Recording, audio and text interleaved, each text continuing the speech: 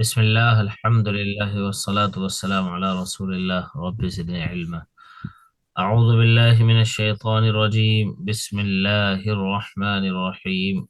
ولا تأكلوا أموالكم بينكم بالباطل وتدلوا بها إلى الحكام لتأكلوا فريقا من أموال الناس بالإثم وأنتم تعلمون. And do not eat your wealth among yourselves wrongfully and present with it to the authorities so that you may eat a portion from the wealth of the people sinfully while you know. ولا تأكلوا أموالكم بينكم بالباطل. Allah says, do not eat your wealth or your money or something you have بالباطل, the way not good to use that. And also, if you remember, we have done it like يا أيها الناس كلوا مما في الأرض حلالا طيبا ولا تتبعوا خطوات الشيطان.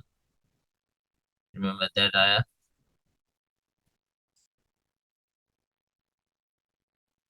Brother Ahmad, you are muted. Oh, I said we did it before, right? Yeah. Yes. Previous verses dealt with injunctions relating to fasting, in which the use of lawful things has been forbidden during a fixed period and fixed timings. Now, in this verse, the acquisition and the use of haram or unlawful wealth or property has been forbidden. This has a thematic congruity, since the real purpose behind fasting, an act of worship, is nothing but to make men get used to abstaining from what is lawful for him.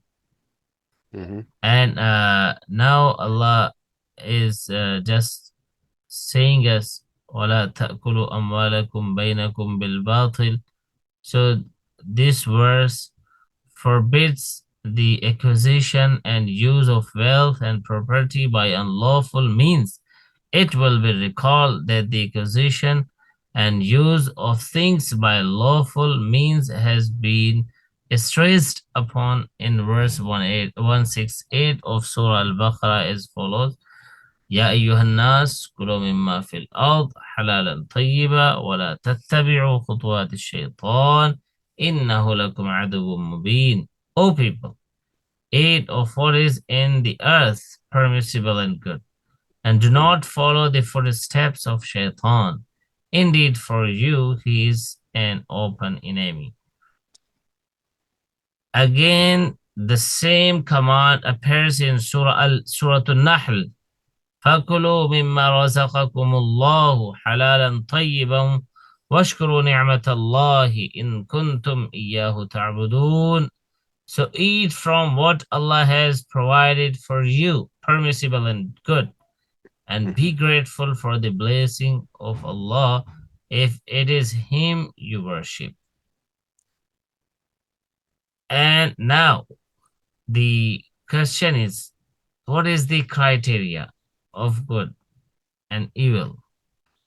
So the criterion of good and evil in earning, the whole world agrees that money and materials are needed and that life depends on them.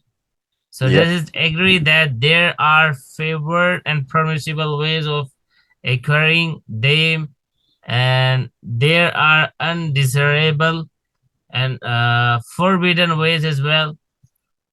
Virtually the whole world looks down upon theft, robbery, and fraud, but people do not generally have some sound criterion to determine if these means are permissible or impermissible. Maybe this is just not possible since it relates to the well-being of the people of the entire world and affects humanity as such. Therefore, a universal criterion, sound and reasonable, can only come from the Lord Creator of all the worlds through the medium of revelation. Otherwise, if human beings were themselves given the choice of forging their own criterion, naturally those who give it a legal framework will think more about their nation, country, or community. And as customary, this would be different from what would be thought about other nations and countries. Is it right? I mean, yeah, everyone will be fighting for their own interest for sure. So, even if this exercise was done through an international body representing the whole world, that too, as experience shows, cannot satisfy all human beings. As a result, there will be legal injustice ending up in nothing but wars and chaos. The virtues of Islamic economic system, the law of the permissible and the forbidden enforced by Sharia of Islam, comes clearly through divine revelation or is derived from it. The law, reasonable, natural, and comprehensive, is the only law that can work for every nation, country, and community, and could be the much wanted guarantee of peace.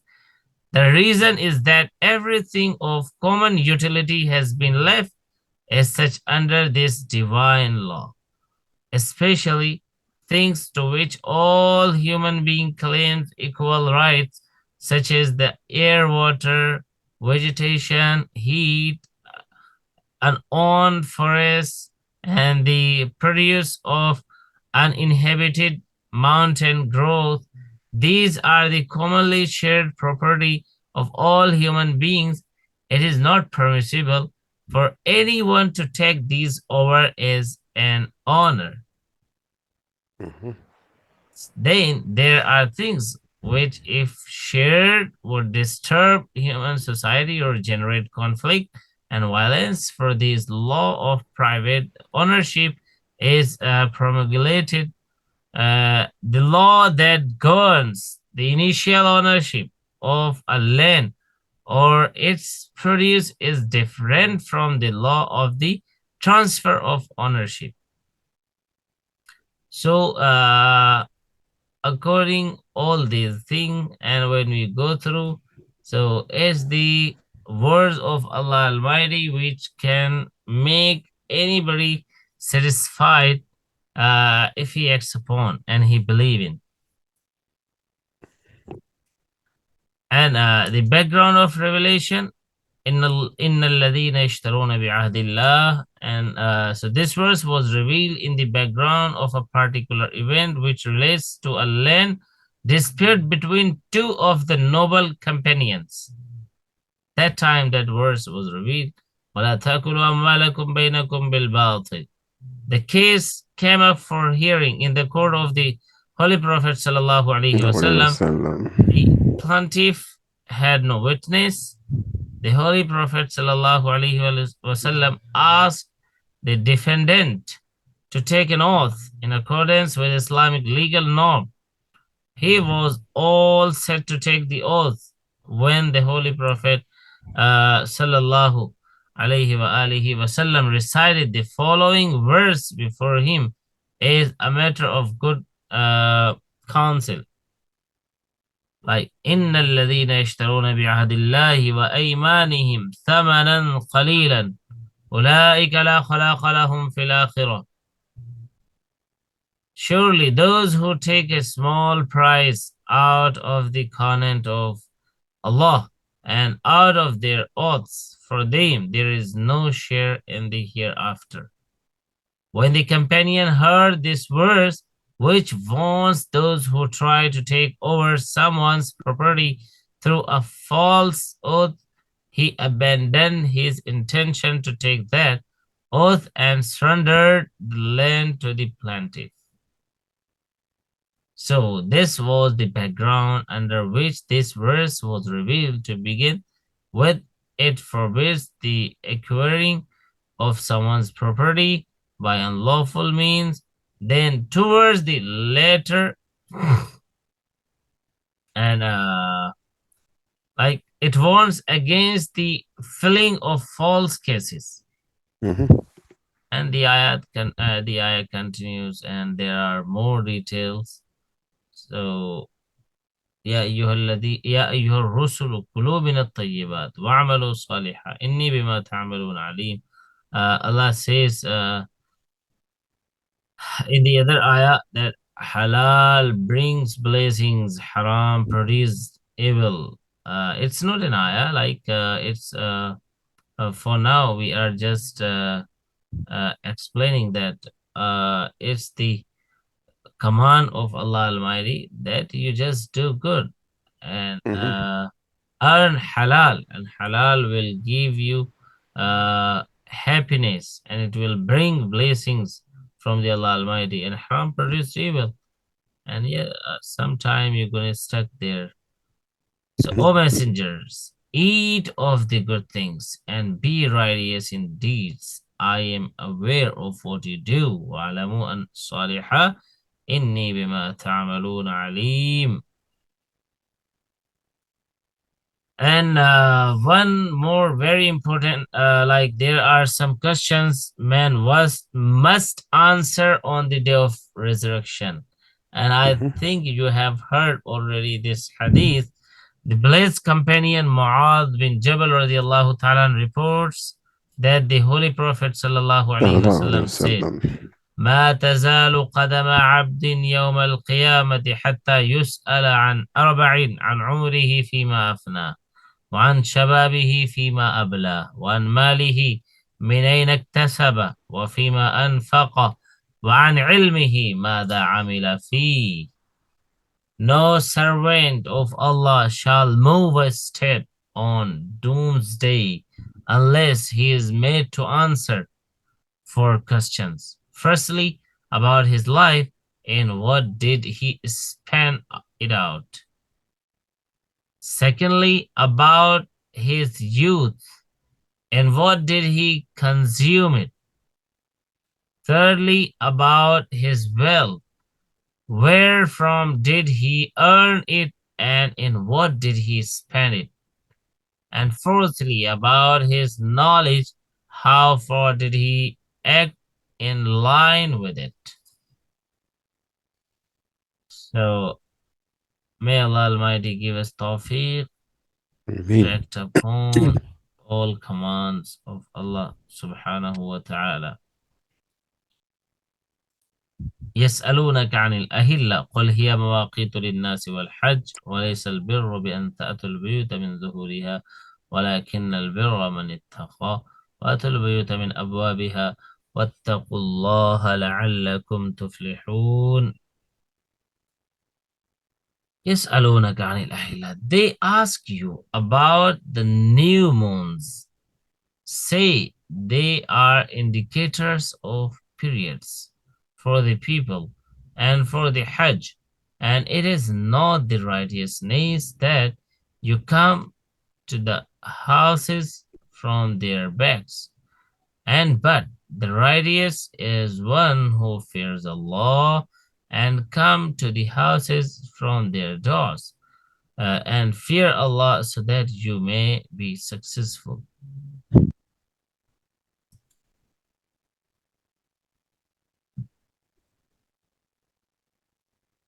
You remember the theme of righteousness, which started from verse 177? It still continues. The six injections that have appeared so far relate to even retaliation and bequest, fasting, etikaf, and abstention from the unlawful. Now come those of Hajj and jihad, prayer, to which it was clarified that lunar months and days will be followed in Hajj and in other religious obligations. Also erased here is a custom of Jahiliyyah, days of ignorance, which required people in ihram to go into their houses if needed from the back, even if it had to be through a hole in the wall bored for this purpose, as they thought it was prohibited to enter houses from the front door when in ihram. So they even rated it as righteousness. So it is immediately after the mention of Hajj that Allah Almighty tells them that entering the houses from the backs is not righteousness. Real righteousness lies in abstaining from what has been made unlawful by Allah.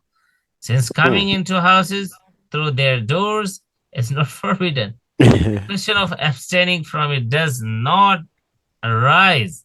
So those who wish to go into their houses should enter through their doors. So maybe Yeah. the family member will think, oh, someone has come in the building, and maybe he's a thief, and they're gonna just throw something on his head. Yeah. Allahu Akbar. You know, the days of ignorance, what they do in what they have done in those days, like Yeah. senseless things. You can't enter your home from the front door, and you can come in your house from the backside. Even you have to even you have to just make a hole in the wall. Allahu Akbar. And now the houses are made by bricks and stones. So how are they gonna make their home? Yeah. Yes. Okay, the lunar calendar is the Islamic choice. This verse tells us no more than that the moon will help identify the count of months and days on which rest transactions and acts of worship, such as the Hajj. The same subject has been dealt with in Surah Yunus, the verse وَقَدَّرَهُ مَنَازِلَ لِتَعْلَمُوا عَدَدَ السِّنِينَ وَالْحِسَابِ, and determine it, the moon, by station, that you might know the number of the years and the reckoning. No reckoning. Yeah. Reckoning. And there are many ayahs, like one more ayah, فَمَحَوْنَا آيَةَ اللَّيْلِ وَجَعَلْنَا آيَةَ النَّهَارِ مُبْصِرَةً لِتَبْتَغُوا فَضْلًا مِنْ رَبِّكُمْ وَلِتَعْلَمُوا عَدَدَ السِّنِينَ وَالْحِسَابِ. Then we erased the sign of the night and brought out the sign of the day to see, so that you seek the blessings from your Lord and get to know the number of years and the reckoning.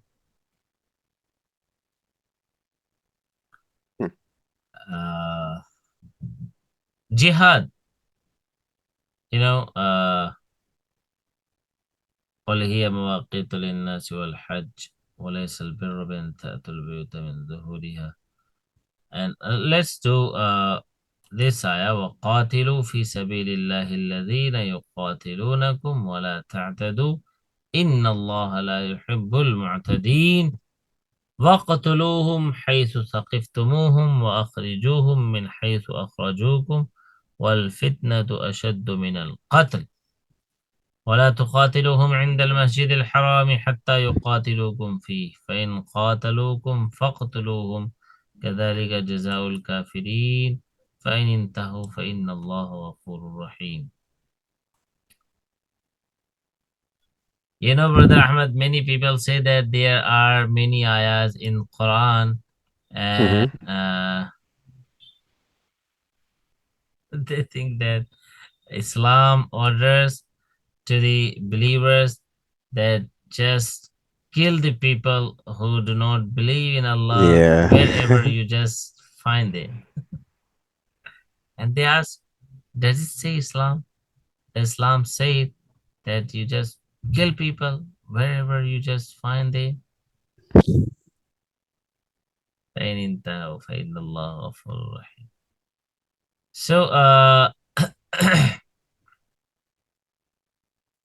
يسألونك وقاتلوا, and fight in the way of Allah those who fight you, and do not transgress. Indeed, Allah does not like the transgressors, and kill them wherever you find them, and drive them out from wherever they draw you out.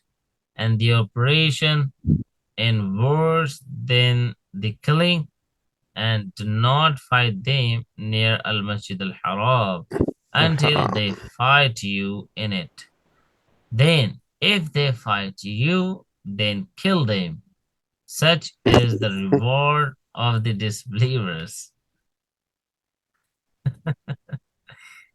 The jihad and qital, or fighting against disbelievers, was prohibited prior to the immigration to Medina, is a fact the entire Muslim community agrees upon.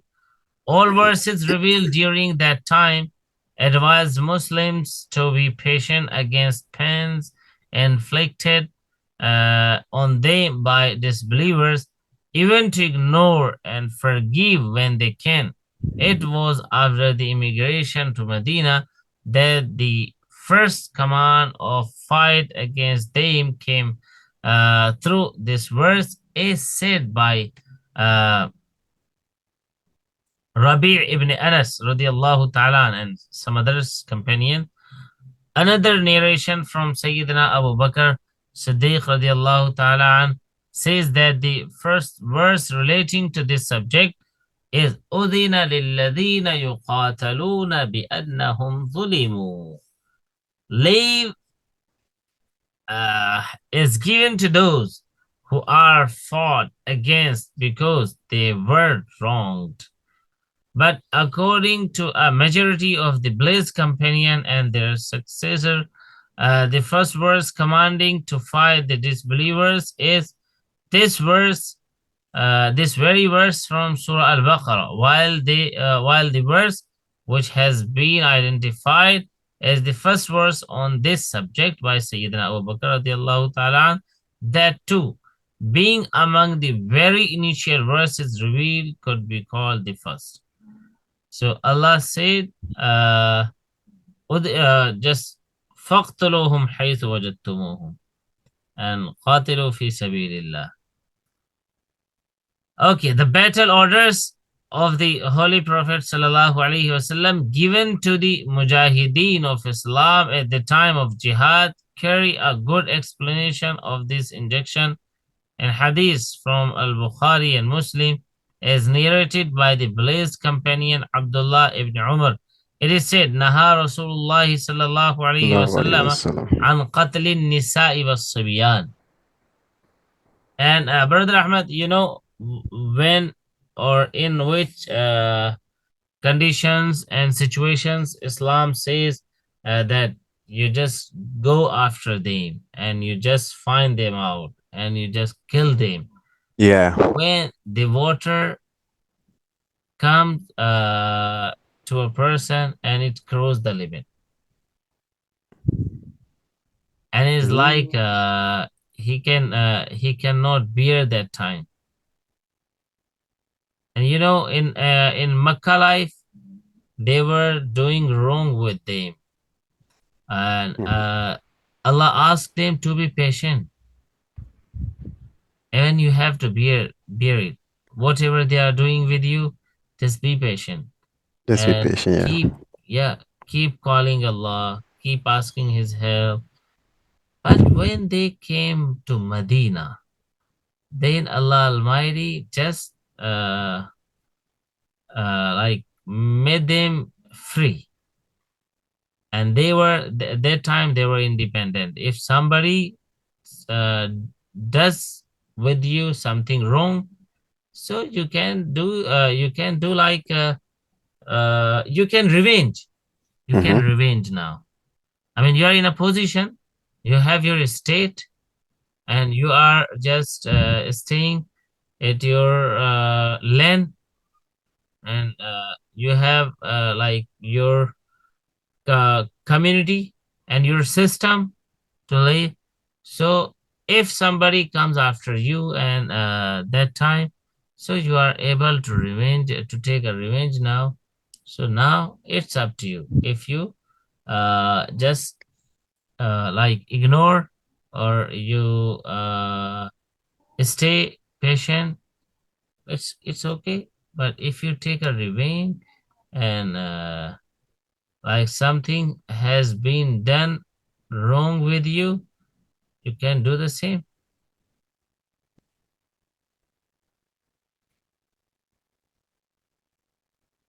Yeah. Some rulings are there. وَلَا تُقَاتِلُوهُمْ عِنْدَ الْمَسْجِدِ الْحَرَامِ حَتَّى يُقَاتِلُوكُمْ فِي, like Allah says, in the haram, the sacred, the that is specific land of Mm-hmm. Makkah, it is just not permissible to kill even a bird or animal, let Yeah, and alone the then people human beings. misinterpret it because I've heard that a lot too. People saying, "Oh, you Muslim are killing people who are not Muslim." Yeah, Ah, yes, yes, yeah. really. Even this time, some people ask, it is Islam. Islam orders that you find them out anywhere, anytime. You just kill them. So, like, I'm just asking you. We are staying here. We are living in this country, India. There are the people. They have different religion. Mm. Even the Mushriki, the Kafiri, the Christians, and some also Jews also, some of them. Like, so are we going to kill people? Yeah. Are we finding them out? No, we are just living. But if somebody comes to us and he wants to kill, so what we should do that time? So it's like, let me say just some words about it. It's for the time, like in your country, there are some terrorists. They are moving here and there on roads, and they are firing, and they are doing, they do whatever they do. They are doing that. Mm-hmm. So your system will think that it's okay. There's some people, and they'll let them do what they do, what they are doing. No, they will catch them, and they will Yeah. arrest, and they will punish, and maybe needfully they have to kill them. So Oh. it's like, Mm. if some people just come to you and enter your system in your land, and they Mm-hmm. spread violence. They are breaking the rules. They are violating. That time you just catch them. Yep. And if you have to kill, you can. Because like they are terrorists. So the system of all the countries, everybody knows what the system do with terrorists. So it was like a terrorism that time. Mm. And it was a self-defense. Yep. Muslims were independent, that you can take a revenge. If somebody is just, if somebody wants to kill you, so does Islam say that, okay, you let them, you let him kill you? No, No, you you don't. just, Yeah. yeah, you defend yourself. And in defending, if you have to kill him, so it's halal for you. That Yeah. time If there it is no happens like option. by self-defense, yeah. Yeah, in self-defense, so what you gonna do? But it's not like we have to find the people, we have to kill them. Why you are not worshipping Allah? Why you are not saying La ilaha illallah? No, and nobody is doing. Yep. It's been 1400 years and more plus 50 or 45 or 43. So nobody is doing that. If we think about, many people are doing that against Muslims. Exactly. Yeah. Yeah, like in many countries, and nobody is objecting. Nobody like raising their voices against them. They are doing, and they are just going after the Muslim families. They're killing them. May Allah Almighty give them some sense, so then they can understand what they are doing. فَإِنِ انْتَهُوا فَإِنَّ اللَّهَ غَفُورٌ رَحِيمٌ. Then, if they cease, then indeed Allah is often forgiving, or forgiving, more Most merciful. merciful. وَقَاتِلُوهُمْ حَتَّى لَا تَكُونَ فِتْنَةٌ وَيَكُونَ الدِّينُ كُلُّهُ لِلَّهِ فَإِنِ انْتَهُوا فَلَا عُدْوَانَ إِلَّا عَلَى الظَّالِمِينَ. And fight against them until there is no oppression and becomes the religion for Allah. Then, if they cease, then let there be no hostility except against the oppressor. Yeah, like, and fight against them until there is no oppression and become the religion for Allah. It means like, if they are denying Allah's system, they are violating, they are not just uh, agree with the system, Yeah. then you have to teach them a lesson until they stay there calmly and in a good way and follow the instructions, or you have to deal with them. فلا عدوان إلا على الظالمين. Yes, Brother Ahmed. Yeah. Let's do the translation.